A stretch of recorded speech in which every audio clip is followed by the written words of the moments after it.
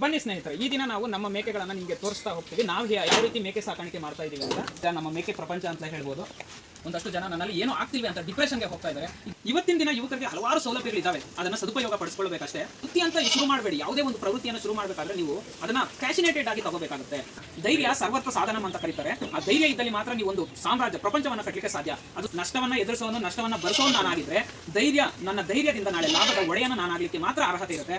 ಶಾಲೆಗೆ ಹೋಗಿ ಬಂದ ಮೇಲೆ ಇದ್ರ ಕಡೆ ಗಮನ ಹರಿಸ್ತೀನಿ. ನಾವು ನಮ್ಮ ಮೇಕೆಗಳಿಗಾಗಿ ಏನೇನೆಲ್ಲ ಮೇವನ್ನು ಬೆಳೆಸಿದ್ದೀವಿ ಅದನ್ನ ನೋಡ್ತಾ ಹೋಗೋಣ. ನಮ್ಮ ಒಂದು ಫಾರ್ಮ್ನ ರಕ್ಷಣೆಗಾಗಿ ಒಂದು ನಾಯಿ ಮರಿಯನ್ನು ಸಹ ನಾವಿಲ್ಲಿ ಸಾಕಾಣಿಕೆ ಮಾಡ್ಕೊಂಡಿದ್ದೇವೆ. ಬೇವು, ಈ ಸುಬಾಬುಲ್ ಏನಿದೆ, ಈ ಎಲ್ಲ ಒಂದು ಮೇವಿನ, ನಿಮ್ಗೆ ಈಗಾಗಲೇ ಹೇಳ್ದಂಗೆ ಇದು ನಮ್ಮ ಕಡೆ ಚಿಗರೆ ಅಂತಾರೆ. ಕಾಮನ್ ಆಗಿ ಇದನ್ನ ಸುಬಾಬುಲ್ ತಳಿ ಅಂತ ಕರೀತಾರೆ ಎಲ್ಲ ಕಡೆ. ಇದು ಒಣಮೇವು ಅಂತ ಕರಿತೀವಿ. ಒಣಮೇವಿನಲ್ಲಿ ತಾವು ಗಮನಿಸಬಹುದಾದ್ರೆ ತುಳೆ ಬಳ್ಳಿ ಅಂತ ಕರಿತೀವಿ. ಅಡ್ಲೆ ಬಳ್ಳಿಯನ್ನು ನೀಡ್ತಾ ಹೋಗಬಹುದು, ಅಥವಾ ಉರುಳಿ ಒಟ್ಟಿರಬಹುದು, ಅವರೇ ಒಟ್ಟಿರಬಹುದು. ಒಬ್ಬ ಬೇಕಂದ್ರೆ ಜೋಳವನ್ನು ಕೊಡ್ತಾರೆ, ಹಿಂಡಿ ಚಕ್ಕೆಯನ್ನು ಕೊಡ್ತಾರೆ, ಬೂಸ ಕೊಡ್ತಾರೆ, ಒಂದಷ್ಟು ಕಾಳುಗಳನ್ನು ನೀಡ್ತಾರೆ. ಇದೆಲ್ಲವೂ ಸಹ ಮೇಕೆಗೆ ನೀವು ಅಡಿಷನಲ್ ಆಗಿ ನೀಡೋದ್ರ ಮೂಲಕ ಅದನ್ನು